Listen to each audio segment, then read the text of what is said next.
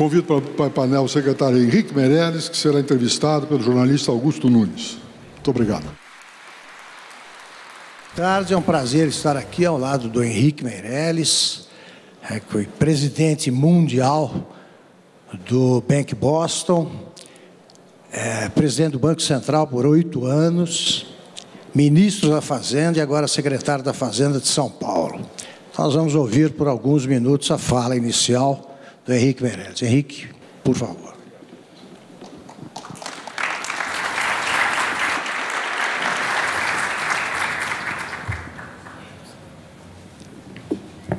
Muito obrigado, Augusto. Prazer enorme estar aqui. Então, a minha ideia é situar um pouco exatamente esse ambiente nacional, econômico, e a partir daí nós vamos localizar São Paulo nesse processo e o que, de fato, temos de perspectiva de São Paulo e de oportunidades de investimentos para todos no estado de São Paulo, particularmente. Em resumo, é esta a ideia. O Brasil tem passado, certamente, por períodos de grande oscilação, não só de desempenho econômico, de nível de atividade, etc., como temos presenciado, mas eu queria concentrar-me num aspecto relevante, que é exatamente o índice de confiança, que é o gráfico à esquerda, o que mostra uma variação, de fato, impressionante de um país que teve uma trajetória normal do ponto de vista político, se nós chamarmos um processo de impeachment normal, é normal no sentido de ser absolutamente constitucional, um processo que foi votado pelo Congresso Nacional, presidido por um ministro do Supremo, etc., todas as sessões, né,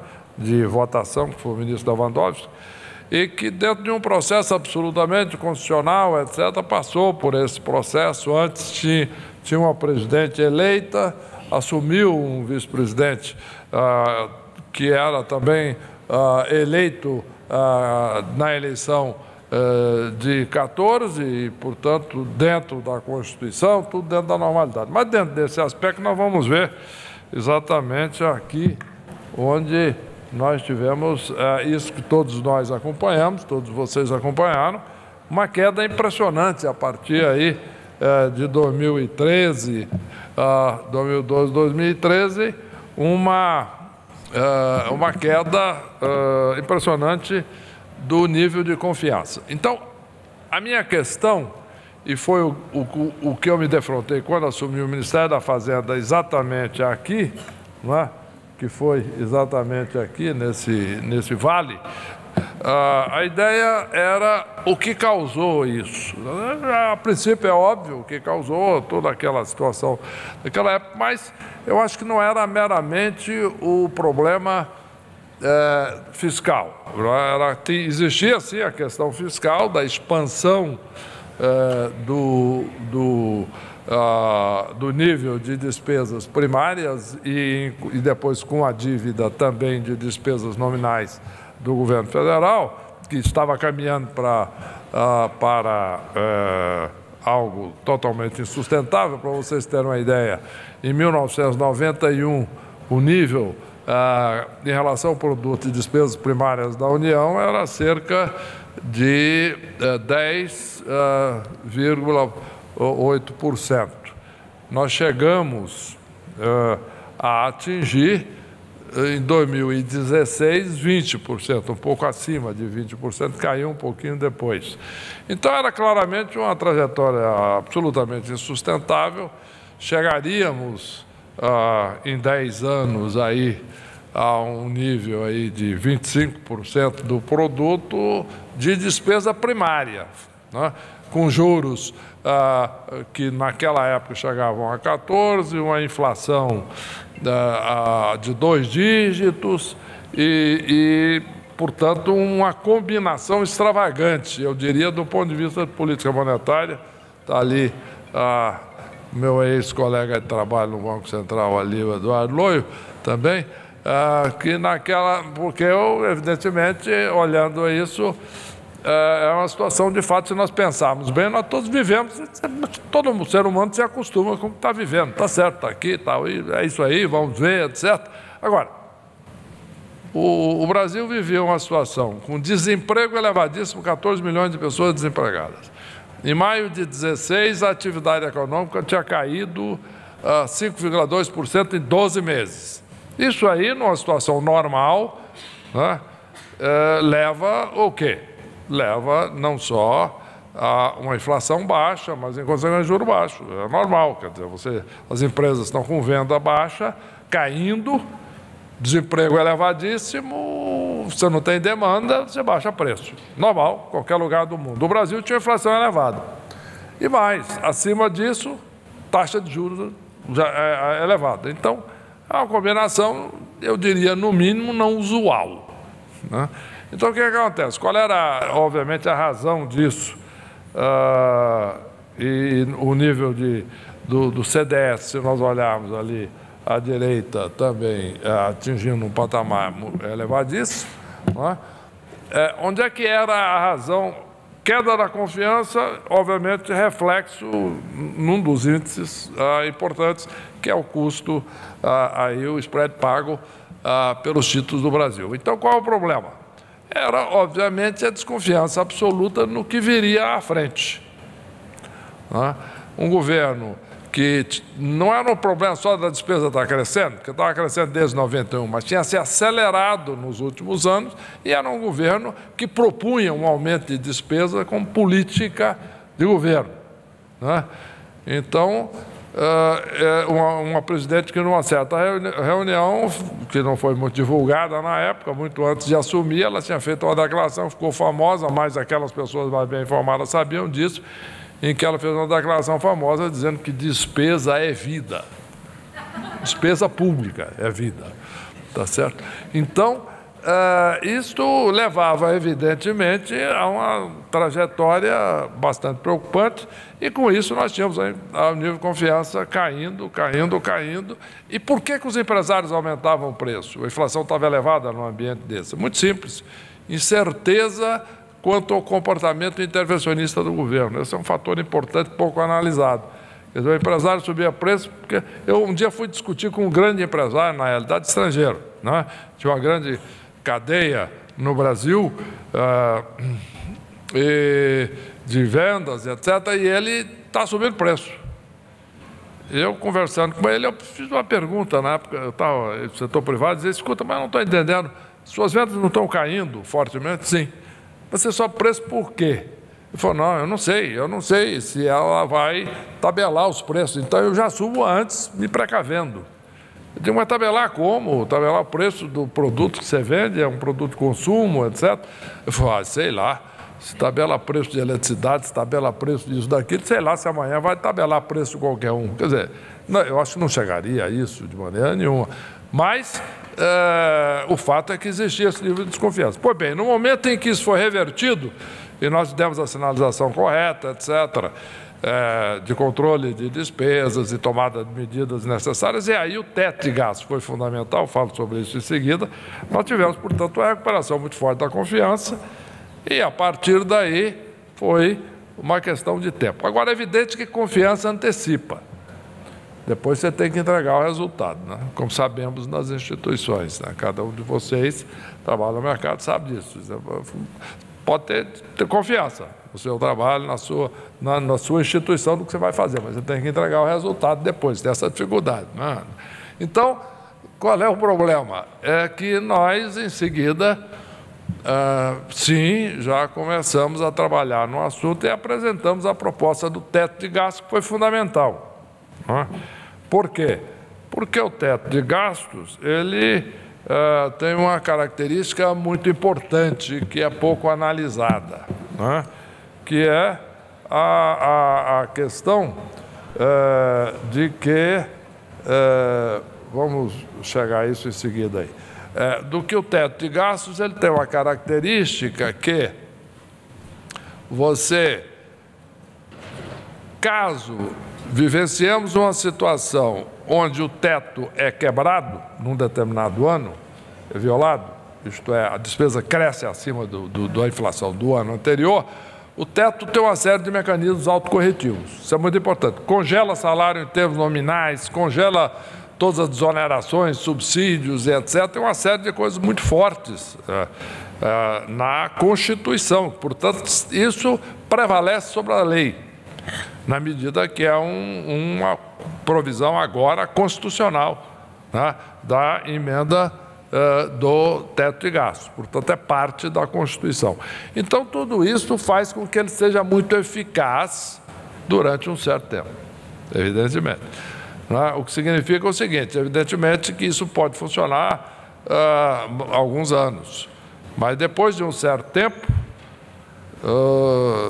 aí fica inviável. Então a pressão vai passar a ser tão grande, depois que congela salários nominais, congela subsídio, aí vai estar empresário reclamando, vai estar funcionários reclamando, vai estar todo mundo reclamando, político reclamando. Então, de fato, é verdade que depois de um certo tempo poderia se contemplar uma hipótese de uma alteração da Constituição voltando atrás. Mas até lá tem tempo, ganha-se muito tempo. Isso é que é importante, que foi o tempo necessário para fazer a votação, discussão da reforma da Previdência, que esse, sim, é o tema que vai equilibrar a situação de longo prazo. Então, muitas pessoas, inclusive, me perguntam, mas por que não apresentou a Previdência primeiro e o teto depois? Muito simples. A discussão da Previdência, imagina, a Previdência até hoje está sendo discutida. Imagina se nós tivéssemos com as despesas subindo naquele ritmo que estava até hoje, com a economia em recessão, enquanto nós discutimos a Previdência, como está sendo discutido até hoje, porque a Previdência é um processo em qualquer país do mundo gradual, que demanda muita discussão, né? Então a discussão é esperável, normal e legítima. Então vamos falar sobre isso depois, mas muito bem. Com isso foi feito o teto, a confiança recuperou-se rapidamente, como vimos aqui, independentemente de qualquer coisa, houve uma subida muito grande. É uma queda aqui, que eu dizia muito aqui nesse período final de 17, começo de 18, que isso iria acontecer, né?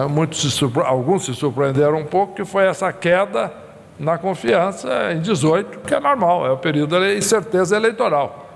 Tinha candidato aí que estava propondo tomar de volta campos de petróleo já leiloados do pré-sal. Bom, aí fica difícil uma perspectiva dessa. Então, muita gente refluiu. Eu me lembro que eu fui numa conferência global de economia, com uma plateia grande, não tão grande quanto essa, mas bastante grande, tinha lá umas 500, 600 pessoas na sala, presidentes e CEOs de grandes empresas globais. Eles me disseram, muitos me disseram, me procuraram e disseram, nós temos aí, de fato, uma perspectiva muito positiva da economia brasileira. Nossa empresa está aumentando vendas lá, as projeções todas veem um aumento continuado, etc. Só que tem o seguinte, agora, esse é início de 18, já temos orçamento aprovado, mas vamos segurar os investimentos até as eleições. Vamos ver o que vai acontecer, né? Então, normal, não adianta ficar discutindo com o cidadão. Ele queria saber o que ia acontecer na eleição. Bom, passado tudo isso, então nós entramos nessa nova fase. Vamos olhar aqui, nós vamos ver que, evidentemente, o CDS também teve uma trajetória similar, quer dizer, caiu, subiu aqui, logo durante o período dessa incerteza eleitoral, voltou a cair e a vida continua. Nós temos aqui condições, agora partindo para crescimento. Evidentemente, eu vou passar rapidamente sobre isso, porque se o assunto vocês acompanham muito, é objeto de discussões extensas, inclusive possivelmente aqui, que o Brasil, de fato, tem condições de crescer agora alguns anos. Nós temos um hiato de produto relativamente elevado, né? Nesse momento, nós temos aqui exatamente isso, né?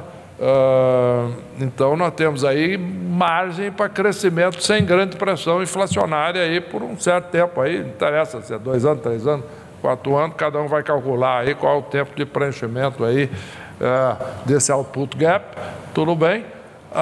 Evidentemente, isso dá perspectiva exatamente para uma manutenção de taxa de juros baixa na medida em que o IPCA também não... Se nós olharmos, inclusive, as projeções, etc., e as projeções de todos vocês, das suas empresas, dos seus fundos economistas, etc., nós vamos ver uma situação onde não há previsões, evidentemente, de uma pressão inflacionária à frente. Então, pelo menos, do ponto de vista de 2, 3 anos aí, conforme estão mostrando aí as projeções. Se nós olharmos, em consequência, o Focus mostra claramente aí essa projeção, que é uma projeção, digamos, de um crescimento aqui, e eu dizia muito isso na época que eu estava ainda no Ministério, é um crescimento dentro do potencial para os próximos anos, com uma certa... Aqui nesta projeção do Focus não tem tanto fechamento de gap, não, porque o crescimento potencial do Brasil está aí, quanto? Eu não sei qual é o cálculo de cada um de vocês, não sei qual é o cálculo do BTG, mas vamos supor que seja aí um conservador 2,3, ou até, alguns calculam menos até. Então, dependendo desse quadro, então 2,5 está um pouco acima do potencial, que significa que está preenchendo um pouco aí do output gap. Mas, de qualquer maneira, há uma previsão de crescimento, não é isso que nós estamos aqui para conversar hoje, né? Então, objetivamente, com esta perspectiva de crescimento, nós então vemos, muito bem, e São Paulo? Como é que fica São Paulo? O tema hoje é São Paulo, tá certo? Então, vamos falar um pouco de São Paulo. Antes de podermos falar um pouquinho também sobre questões mais nacionais, depois vamos estar conversando aqui com Augusto e vocês vão ter oportunidade, cada um também, de mandar suas perguntas, etc. Mas do ponto de vista de São Paulo tem, evidente, grandes condições de se beneficiar desse ambiente, porque nos últimos anos, tradicionalmente, o crescimento de São Paulo é levemente acima do crescimento médio nacional, né? Em alguns momentos foi maior, nós calculamos aí uma taxa conservadora que a correlação é cerca de 1,2.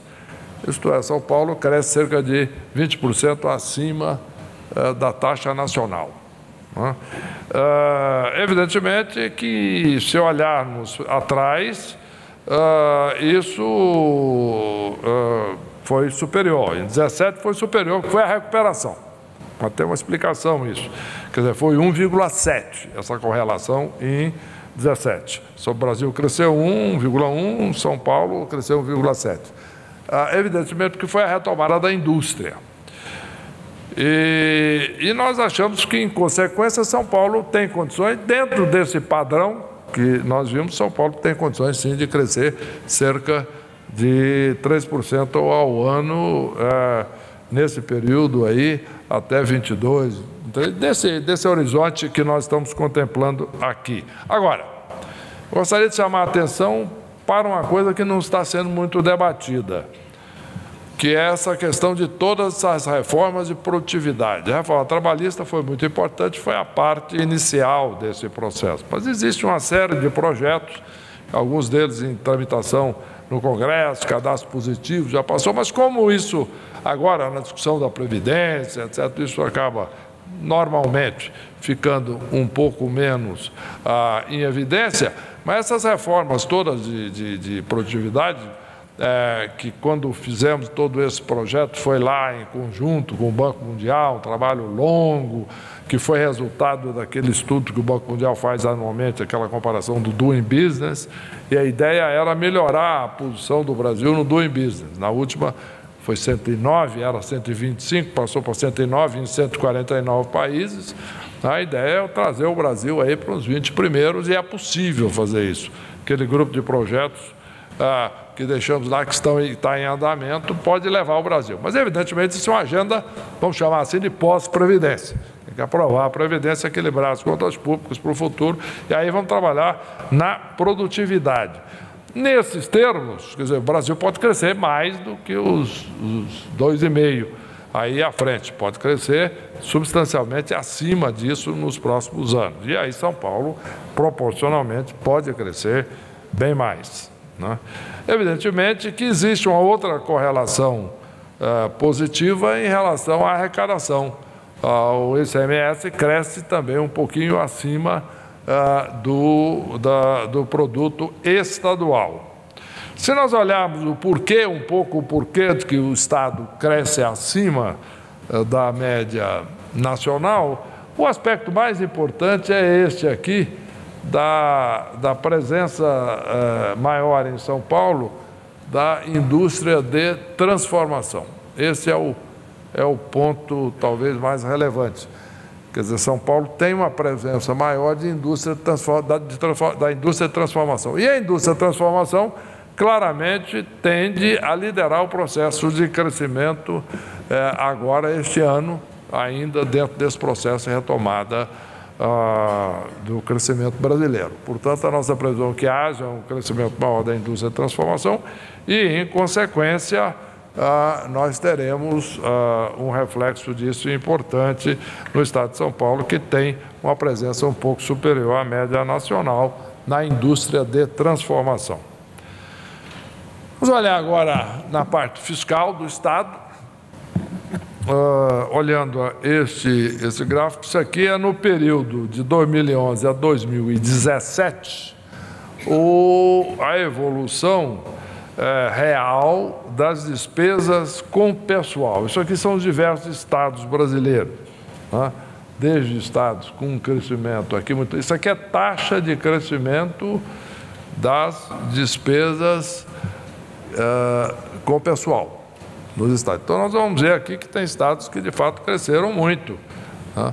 As despesas cresceram de forma impressionante. Com pessoal, isso vai baixando, mas aqui muito alto ainda, etc. Nós vamos ver aqui que São Paulo houve, sim, um crescimento. Aqui o gráfico está um pouco pequeno aqui, mas são ativos e inativos, né? Nós vamos ver que, de fato, houve um crescimento principalmente por causa dos inativos. E aí é um outro assunto importante para a gente falar, que é a Previdência. E aqui nós estamos falando da Previdência estadual, Previdência dos servidores do Estado, que cresce, sim, e cresce em termos reais todo ano. Mas um ponto importante é que as despesas de ativos nesse período caiu um pouquinho. Quer dizer, não compensou o aumento dos inativos, mas caiu um pouquinho. Quer dizer, houve o Estado de São Paulo, comparado principalmente com os demais, onde houve alguns estados um grande aumento inclusive de contratação de funcionários. Eu, quando estava no Ministério da Fazenda, lidei, como todos sabem aí, com alguns problemas grandes de estados, não só o Estado do Rio de Janeiro, que teve que fazer o programa formal de recuperação fiscal, há vários estados em situação de insolvência, e a trajetória de aumento de número de funcionários dos últimos anos é impressionante. Uma coisa, de fato, impressionante. Mas, no caso de São Paulo, na realidade, houve um certo decréscimo. Então, São Paulo, nesse aspecto, se portou de uma maneira que controlou um pouco isso, mas isso não impede uma situação complicada de uma previdência que cresce e de um resultado final ainda deficitário. Quer dizer, esse ano, por exemplo, nossa deficiência, apesar de ter primário ter um pequeno superávit, a deficiência, no final das contas, de caixa é cerca de 10 bilhões de reais, onde nós fizemos um contingenciamento de 6 e esperamos aí ter uma arrecadação com venda de ativos de, no mínimo, uns 4 bilhões para fechar isso. O governo anterior estava prevendo de 10. Eu acho que é possível, sim, mas nós, conservadoramente, previmos menos. Resumo, é uma situação que o Estado de São Paulo precisa, sim, fazer também a reforma da Previdência do Estado, né? Nós podemos falar sobre isso em seguida. Em resumo, o que nós temos agora, para falar de um tema que de fato é um tema relevante aqui, é que o que há de fato de relevante para São Paulo nos próximos anos e que é novo e decisivo é a desestatização. Isto é um programa não só de privatização de companhias, mas como de concessões. É um programa agressivo, forte e que está começando agora a ser bem encaminhado. Como alguns sabem, a minha área no governo é não só a fazenda, mas o planejamento, a gestão da máquina pública, mas também a desestatização. Desestatização significando, no caso, privatização de companhias e concessão de infraestrutura. Então, nós temos aí já um conselho que eu montei com alguns secretários de áreas envolvidas, onde nós já estamos definindo as prioridades para fazer e fazer acelerados, né? Além do mais, nós temos já definido algumas prioridades, né? Por exemplo, o mais óbvio, a Sabesp, que posso falar sobre isso depois com calma. Presídios é um exemplo, pequeno, em termos numéricos, comparado com os demais, mas que é importante, é simbólico e está em andamento. E rodovias, né? Concessões de rodovias. Nós temos 1.000 quilômetros de concessões vencendo em São Paulo. Isso é relevante de interesse para todos. Além do mais, tem as obras novas, as concessões de obras novas. Por exemplo, a linha 6 do metrô, que deu problema, etc., cancelado, etc. Mas nós vamos fazer as concessões e vamos em frente. E, evidentemente, a reforma da Previdência pode abrir espaço para mais investimentos no Brasil e em São Paulo nos próximos anos, e é esse o quadro fundamental. Falando um pouco da questão Sabesp, já para nós adiantarmos logo esse assunto, que é objeto de grande interesse, como sabemos, a questão da Sabesp, na realidade, ela é muito objetiva, independente do ruído de comunicação. Vamos trabalhar no que é objetivo. A questão fundamental é que hoje a legislação dá o que eu chamo, simplificando muito, uma vantagem competitiva à empresa de controle estatal. O que significa isso na prática? Significa o seguinte: a empresa estatal, ela tem uma vantagem que, quando vence um contrato da estatal com a prefeitura, por quê? Porque muitos aqui sabem, mas é importante alinhar todas as informações. A responsabilidade constitucional do saneamento é dos municípios. Os municípios, no entanto, fazem contratos com empresas de saneamento. No caso, a Sabesp é uma delas. E, no caso, hoje, a empresa estatal, por exemplo, no caso de São Paulo, a Sabesp, tem uma vantagem competitiva, porque se vence um contrato da estatal, não é necessário, não é obrigatório para o prefeito fazer a licitação. Ele pode simplesmente renovar o contrato com a estatal. Isso é uma vantagem competitiva grande da estatal. A Sabesp tem a grande maioria dos mais importantes municípios paulistas, então ela vai e renova isso dentro de um processo natural. De outro lado, abrindo menos espaço, obviamente, para o setor privado, mas não há dúvida que, do ponto de vista da empresa, é uma vantagem competitiva. No entanto, isso, por razões diversas, inibe, evidentemente, o projeto de privatização da empresa. Porque ela não só tem uma vantagem competitiva, mas mais importante, se ela é privatizada, ela deixa de ter essa vantagem competitiva, né? E abrindo, inclusive, um outro campo interessante aí, para saber se alguma estatal de outro estado não poderia até começar a disputar contratos com a Prefeitura de São Paulo, com vantagem competitiva. Mas isso aí eu estou indo muito longe, ninguém nunca falou nisso, e nós vamos entrar aí numa outra discussão aí, que todo mundo fala, não, mas não pode, porque a lei, tal, eu sei, mas a lei modifica na Assembleia, a gente sabe. Então, mas não vamos entrar nisso. O que eu quero dizer é o seguinte, hoje, do jeito que está, o fato é que a Sabesp tem uma vantagem competitiva, e fica difícil fazer a privatização quando, no momento que privatizar, ela perde essa vantagem. É difícil do ponto de vista de mercado, um pouco, mas também politicamente é complicado você conseguir ganhar essa batalha. Muito bem. Então, onde é que está aqui o ponto central? O presidente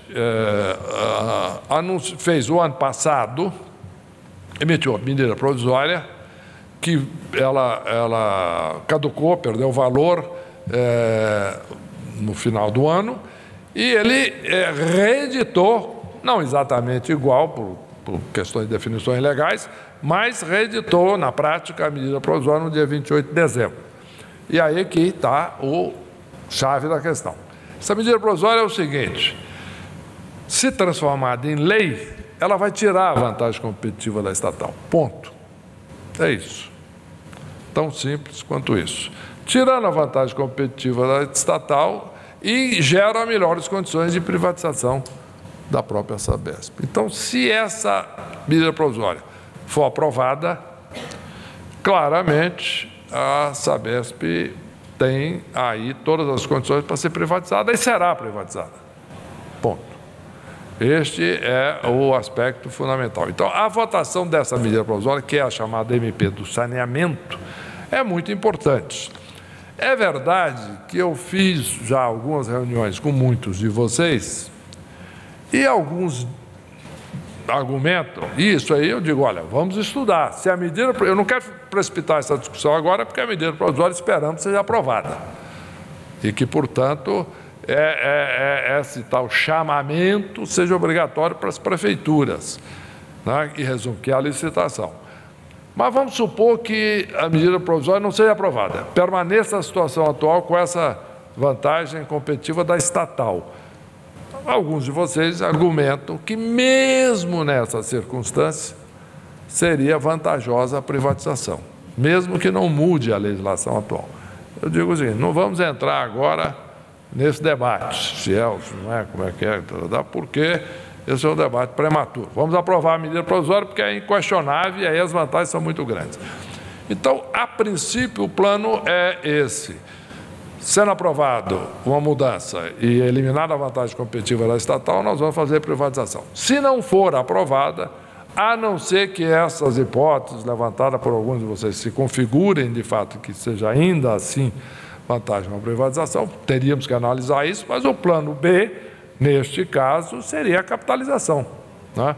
Mantendo o controle estatal, cria-se uma holding e vende 49% de ações da holding. Não é o ideal, mas existe aí uma injeção de capital na Sabesp que permite a ela investir, né? E o Estado também tem uma arrecadação que é importante, mas mantém o controle estatal.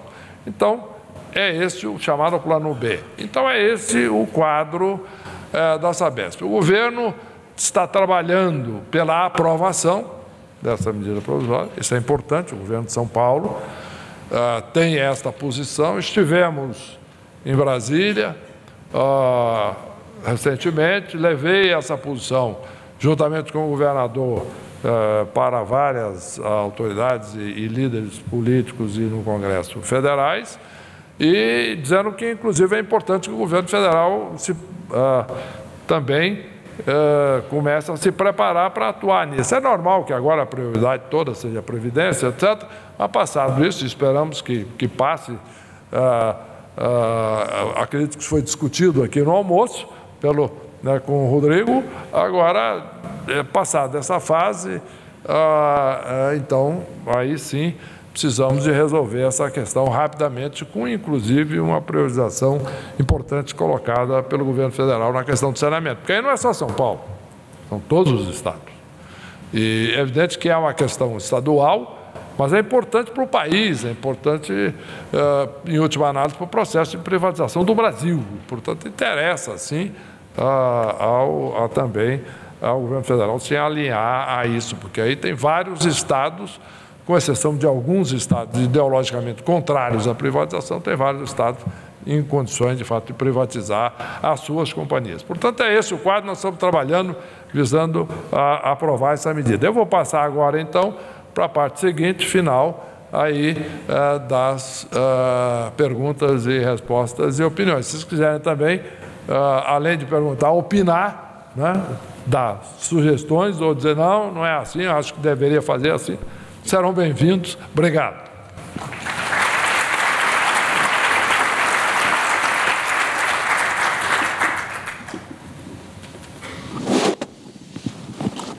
O senhor podia ter deixado algum tema para eu fazer pergunta aí, porque o senhor já deu uma geral, resolveu vários problemas aqui do entrevistador. Mas vamos começar pelo seguinte, a política econômica do ministro Paulo Guedes é basicamente uma continuação da política que o senhor implantou no governo Temer, ou há algum ponto de ruptura?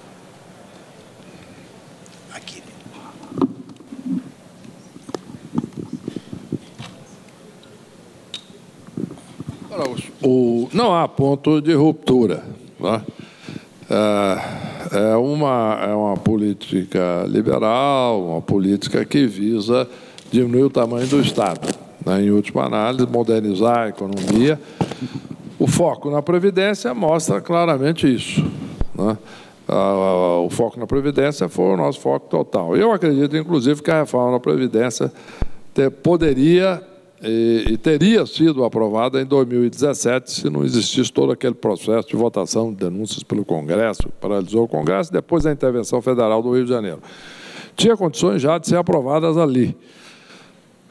Eu fiz debates no Congresso, na Câmara dos Deputados, particularmente, passei horas lá dentro, debatendo com todas as bancadas, etc. E fui várias reuniões de 4, 5, 6, 7 horas, cada uma, e no final tinha votos contados. Eu estava acreditando, tinha condições de fato de prever ali uma vitória, mas evidentemente passou, e agora eu acho que tem todas as condições de votar a Previdência. Mas voltando a votar e aprovar, mas voltando à sua pergunta, portanto, um projeto importantíssimo, simbólico, mostra, de fato, o prosseguimento daquela linha. Linhas de desestatização também, nós já propusemos, não só da Eletrobras, mas de uma série de outras coisas que já tinham sido aprovadas, etc., e que estão, inclusive, lá na fila para entrarem no processo de privatização. Então, é uma linha consistente nesse aspecto. As políticas de aumento de produtividade também, o governo já declarou que vai passar da Previdência, vai dar ênfase nisso, que é muito importante, que também é a mesma linha de ação. Evidentemente, agora é um governo que tem uma característica importante, que evidentemente diferencia, porque o presidente da República foi eleito em voto popular, né, pela primeira vez, agora depois de um certo tempo, enquanto que o governo anterior era um governo constitucional. Isso facilita a aprovação. Facilita a aprovação. Não, mas mais do que isso, tem uma outra abordagem, porque é um presidente que foi eleito, inclusive, com esse mandato, né, que ele falou durante a eleição. Então, é alguma coisa. Agora, dito isso, então, tem, em consequência, mudanças de estilo, que é normal, é um outro governo, é um presidente eleito, e etc. Então, normal. E o importante é que eu acho que a direção está correta. Agora, ministro, com base na sua experiência no governo Temer, é muito difícil negociar, no melhor sentido, a Previdência, a aprovação da Previdência com os deputados? O Congresso é muito refratário a isso ainda? O que o senhor sentia? Olha, eu senti, na minha experiência lá, uma evolução muito grande. Por quê? Porque eu fiz debate com todas as bancadas. Então, quando eu chegava na reunião, reunido lá, vamos supor, com um grupo lá de 40 deputados, a grande maioria ali era contra. Agora, o importante é você ir debater e entender o processo. Por que você é contra? Por quê? Qual é a razão? Não, veja você, injustiça, etc., tirar o direito do trabalhador. Não entendi. Eu falei, esse é o discurso. Entendi o discurso aí das associações, de auditores fiscais, de físicos, de funcionários públicos da esquerda. Eu sei que tem outdoors aí nas cidades do interior. Mas tudo bem, mas vamos olhar aqui os dados. Eu mostrava, objetivamente, que, em primeiro lugar, a grande maioria dos aposentados, né, mais jovens, a quem se aposenta abaixo de 55 anos, na sua grande maioria, 70% são pessoas que ganham na faixa superior de renda. E aqueles que ganham na faixa inferior de renda tendem a se aposentar com 65 anos por idade. Por quê? Porque quem ganha menos, todos vocês acompanham isso, na sua experiência, inclusive pessoal, às vezes, ou na empresa, ou em casa, ou seja lá onde for, muitas vezes o funcionário de baixa renda, ele não consegue ficar 35 anos com carteira assinada. Então, ele vai se aposentar, sim, por idade. Então, é uma previdência injusta e insustentável. E aí eu mostrava, etc., a insustentabilidade disso, e que não era, de fato, estava tirando direito de ninguém, muito pelo contrário, estava, e depois, do ponto de vista fiscal, estava assegurando a todos os aposentadores. Em primeiro lugar, eu mudava o discurso, dava para eles. Aí ele chegava a um ponto que muitos me diziam, não, tá bom, eu sou favorável à reforma da Previdência. Não era, mas agora eu entendi que é bom. Tá, mas eu não vou votar nisso, não. Falei, por quê? Porque senão eu vou perder a eleição. E o senhor acha que isso tira voto? Bom, aí eu diria para ele, depende do que você dizer para o seu eleitor. Isso é que eu falei para ele. Dizia, né? Seguinte, se você chegar para o seu eleitor e dizer, você é favorável a que tire um direito seu, ele vai falar, não, sou contra. Eu falo, e se eu te dizer, e se você dizer para o seu eleitor, que você quer assegurar o direito dele receber a aposentadoria, porque a Previdência quebra e governo também. E aí teve exemplo da Grécia, de Portugal, disso, daquilo. E, portanto, você quer assegurar que ele vai receber, sim, o direito de aposentar, a sua aposentadoria, e não vai ter risco nisso. Falou, mas aí é diferente. Muito bem. Resumo. Com isso, o fato concreto é que há uma reversão. E eu consegui, lá naquele, como eu já disse, naquele período, já ter contagem, nome a nome, voto a voto, porque eu passei em reuniões, passei 3 meses fazendo isso. Indo em reunião, várias horas, etc., e conversas dentro do gabinete, conversas lá na Câmara, e conversa com bancada, e conversa com, não só bancada de partido, mas temática. Por exemplo, a reunião extraordinária que eu tive foi com as bancadas das mulheres, né?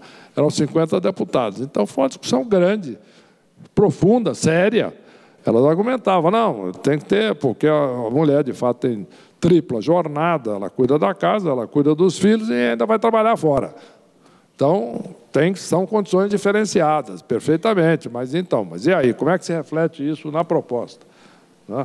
Dá para ver, não. Então vamos ver, qual é a idade, então, qual é o diferencial em relação à proposta para os homens. E aí vai, resumo da ópera. É possível, sim, e naquela época eu acho que poderia passar, sim. Nesse processo, o senhor não ouviu nenhuma proposta indecente, não, ministro? Nesse processo de conversas com deputados, o senhor não ouviu nenhuma proposta indecente, não? Augusto, comigo, não. Tá bom. Ninguém, para começar, nunca veio me pedir nomeação para cargo nenhum, porque sabia que eu não ia nominar nada, e muito menos na área econômica.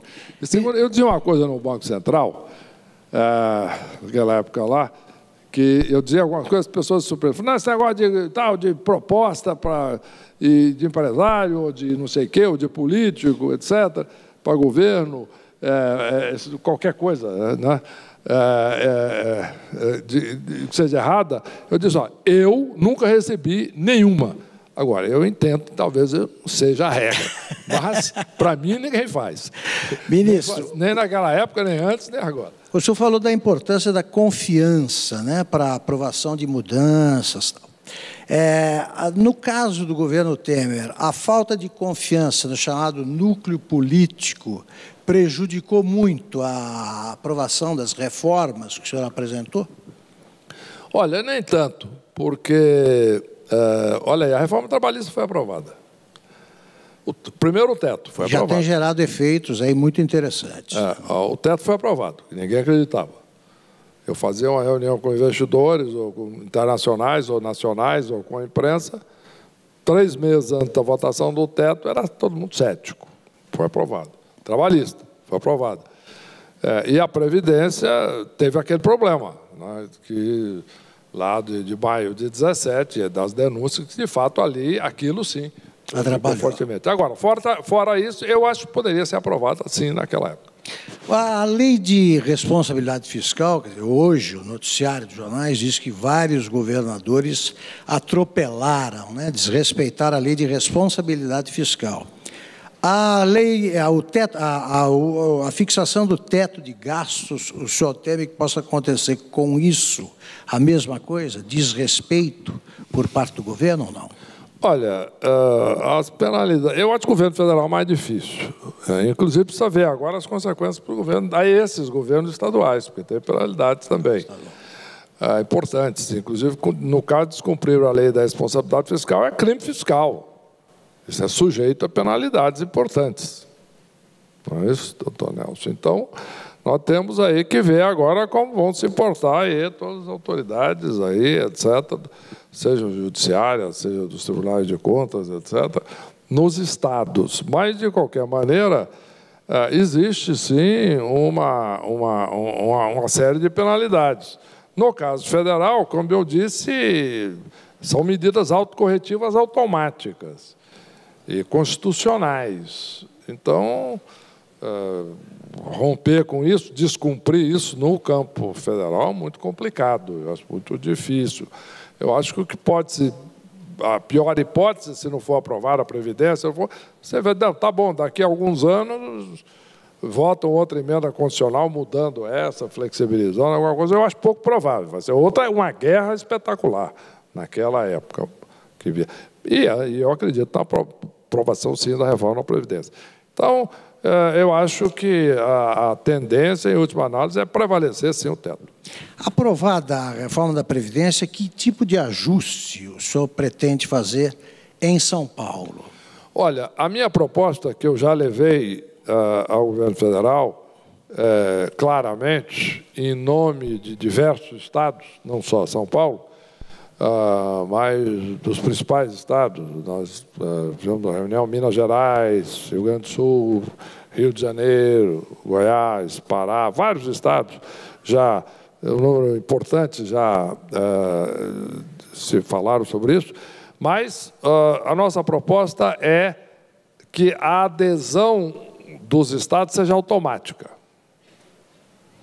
Isto é, no momento em que aprovou-se a regra federal já prevê que a adesão do Estado é automática. Então, automaticamente, prevalecendo isso, que é a nossa proposta, São Paulo, por exemplo, já estaria adequado, já estaria com as regras federais em vigor imediatamente. Todas as regras federais de previdência já passariam a valer para a previdência do Estado. Eu apresentei essa proposta na anterior também, quando eu era ministro da Fazenda. Tá? Perfeito. Só que os governadores da época reagiram muito.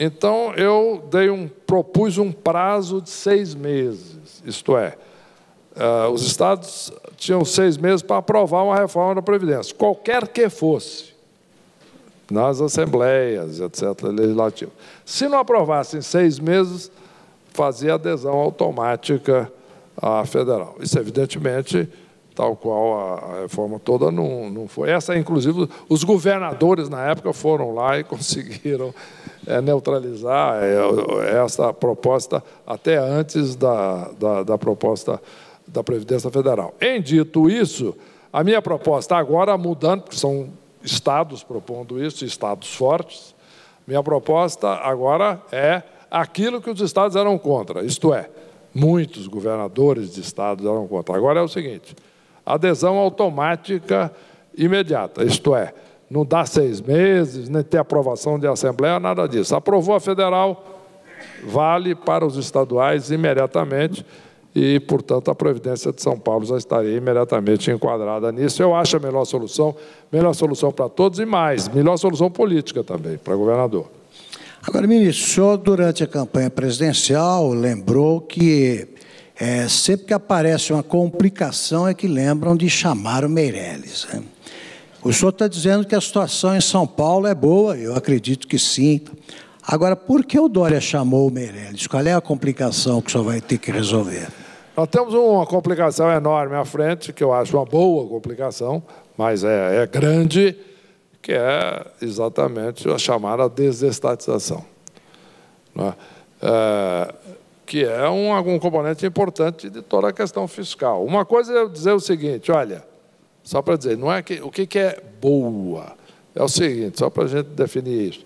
O que nós não temos é uma situação de insolvência. O Estado não é insolvente, não se preocupe, tá certo? Não é. Existem alguns estados que são, São Paulo não. Mas se nós olharmos à frente, é uma situação difícil, porque basta ver ali o crescimento, que eu mostrei, a tendência do crescimento dos inativos, o crescimento, a própria compressão dos ativos, ela tem limite, já começam a haver decisões judiciais importantes. A reforma é essencial, tem que partir então, dessa seguinte, então, voltando ao ponto, tem que fazer a reforma, tudo bem, mas não é só isso não. Mais importante, esse é um grande desafio, um problema que tem que ser enfrentado.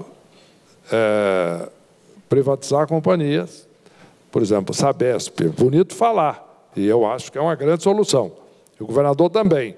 Agora, tem muita resistência interna. Você tem todos os funcionários, chama o Meirelles, todos os políticos que... Eu vi na SEDAI isso no Rio de Janeiro, quando nós fizemos a recuperação fiscal. A Assembleia aprovou a privatização da SEDAI e depois voltou atrás lá esse ano.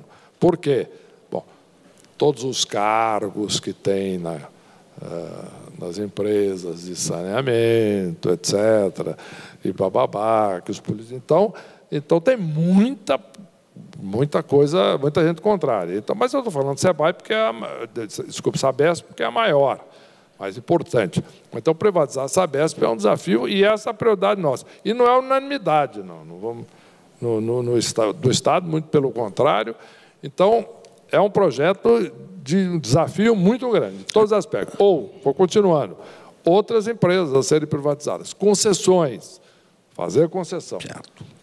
Nós temos 1.000 quilômetros de rodovias aqui. A concessão estava praticamente parada. Você pega a linha 6 do metrô aí, né? Um problema, um negócio encrencado, complicado. Pega a Tamoios, a chegada lá, que é importantíssimo para o Porto de São Sebastião. Né? Encrencado, problema.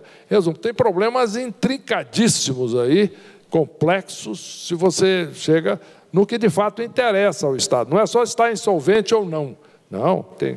Primeiro, você tem que resolver o problema à frente fiscal, que não é fácil, difícil, previdência é fundamental, etc., etc., mas depois todo esse processo, privatizar companhias.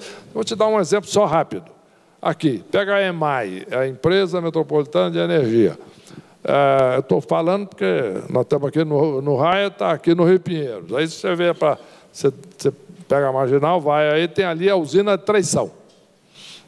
Aquela usina ali é uma usina que pode ser privatizada, é um belo ativo para ser privatizado. Só que tem um problema, um desafio aí, legislativo, jurídico e técnico para viabilizar a privatização. O controle da vazão do Pinheiros. Esse precisa ser...